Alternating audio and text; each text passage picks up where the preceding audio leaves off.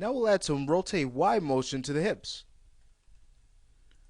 So let's select our hip control and also bring up our graph editor view, go into the rotate Y and hitting F.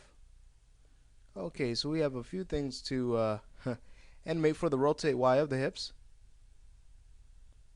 Okay, so we have this character stepping up here about this point.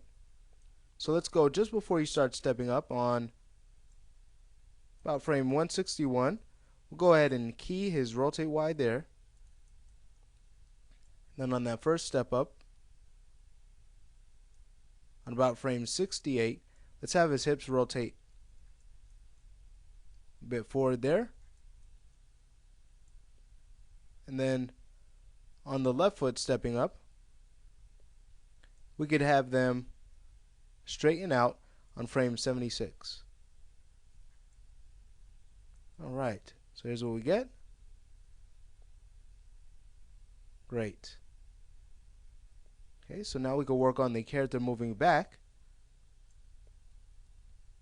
So just before he starts stepping back, we'll go to frame 107, key the rotate Y there, and then when that left foot plants at about 116, we'll rotate the hips back towards that direction.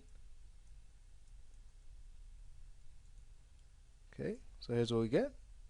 Great, and then when that right foot plants, we'll go ahead and rotate the hips in the opposite direction on frame 127. Alright, about right there. Okay, and then the left foot comes back and plants in the Y at about frame 151. So we could go ahead and straighten up the hips a little bit here, bring them a little bit more to the left. Alright, so that's looking good. And then for that last footstep of the right foot, it plants in the Y at about frame 164. So there we could just go ahead and rotate them or straighten them out a little bit more. Okay, like that. Okay, really minor. Great. So now we could scroll through the animation and make sure we can call it good.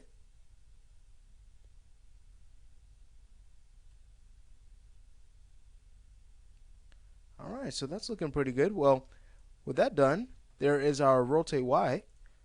But before, again, we call it finished, let's go ahead and do a play blast to see if it is complete before we go ahead and move on. So let's render one off from this view here.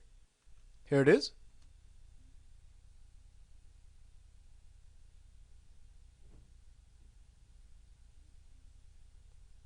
Alright, awesome. So that wraps up our rotate Y. And in the next lesson, we'll work on the rotate Z.